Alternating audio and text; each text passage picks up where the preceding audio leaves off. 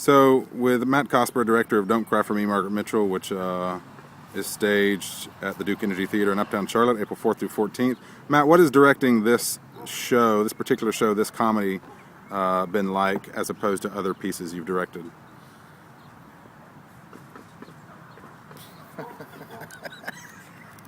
At least we'll have plenty of outtakes. I think working with this group of actors has been a special sort of privilege because, well, and the material too. The material is so sort of structurally tight. Like the play is very funny, very tight structurally, and so sort of counterintuitively, I don't have to choreograph a bunch of stuff. I haven't had to really get super specific with the performers in a moment-to-moment or beat-to-beat way. They're just doing a great job of sort of running with it. We've talked a little sort of in a general way about character, and then they just go with it. So that's been fun. We haven't had to micromanage so much. So Matt, talk about the fact that this show, it's based on a true story. How has that played into how you've shaped the production?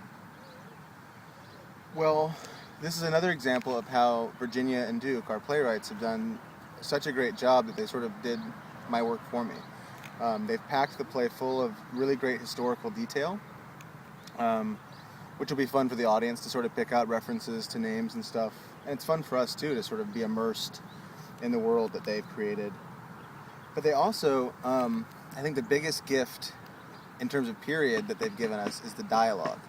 They've written this dialogue that's super snappy, and it actually sounds like, it sounds like they must have studied those 1930s screwball comedy scripts because it's got an amazing rhythm.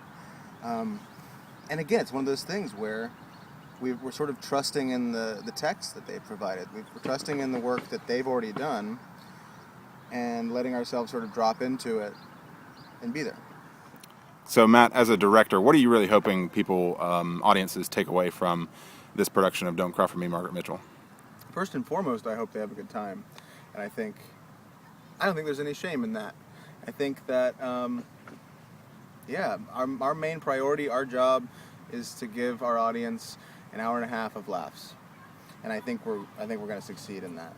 Now, if you're going to force me to look deeper, and if an audience member wants to look for something below the surface, I think there's something there. I think there's a lot to be said in this text, and in what our cast is doing with it, about the creative process and about how these iconic stories that are a part of being an American, how they're actually made, how they come about.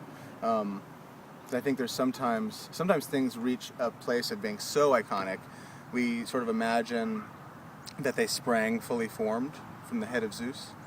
And the creative process is much messier than that. And so I think our audience will get a glimpse into that. They'll get to peek behind the curtain, so to speak, and see how the magic is made. Awesome. Thank you, Matt. You're very welcome. Thank you.